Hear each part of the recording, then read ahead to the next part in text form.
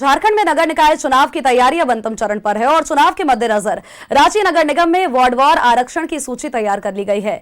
जानकारी के अनुसार अगर बात करें तो 53 वार्ड में से 11 अनुसूचित जनजाति एसटी के लिए और 2 अनुसूचित जाति यानी कि एससी के लिए है।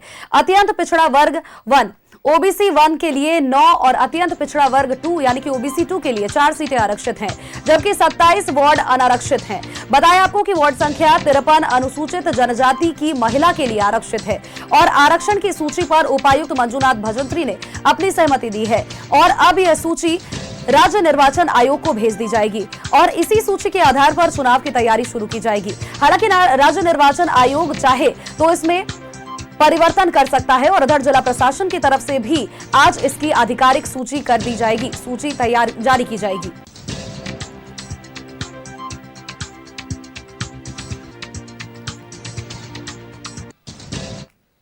और खबर पर अपडेट्स के साथ हमारे सहयोगी अंजनी हमारे साथ बने हुए हैं। अंजनी का एक बार रुख कर लेते हैं। अंजनी, बड़ी अपडेट जो निकल करके सामने आई है, देखिए चुनाव को लेकर के अंतिम चरण पर नगर निकाय चुनाव की तैयारियां हैं और ऐसे में कोर्ट के आदेश के बाद भी लगातार ये कहा जा रहा था कि 30 मार्च से पहले सभी चीजों का निर्णय तैयार हो जाना चाहिए और अभी क्या कुछ अपडेट्स आपके पास, वो जानकारी दीजिए।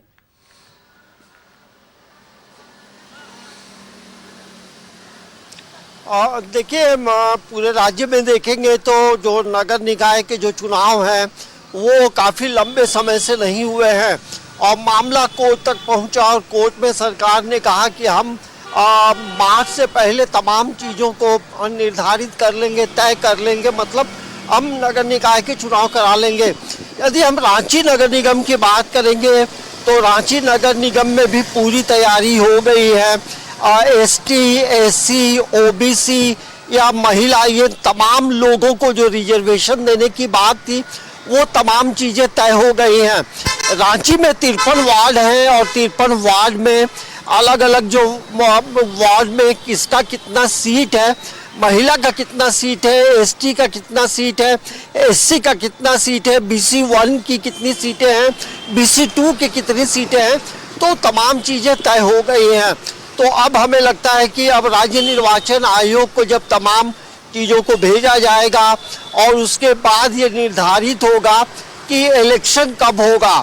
और जैसा आपने कहा कि इसमें जो संशोधन का जो पावर है वो राज्य निर्वाचन आयोग जो है वो संशोधन कर सकता है, लेकिन इन चीज़ों पे गौर करेंगे तो अब ये लगता है कि अब नगर निकाय का जो चुनाव है उसमें अब बहुत विलम्ब नहीं होगा, क्योंकि नगर की जो सरकार है वो कहीं ना कहीं लंबे समय से नहीं है और अब यदि इलेक्शन होगा तो तमाम चीज़ें तय होंगी और आगे बढ़ेंगी। नजर बनाए रखिएगा अंजनी, लगातार अपडेट्स आपसे लेते रहेंगे। फिलहाल के लिए आपका हमारे साथ जुड़ने के लिए बहुत बहुत शुक्रिया।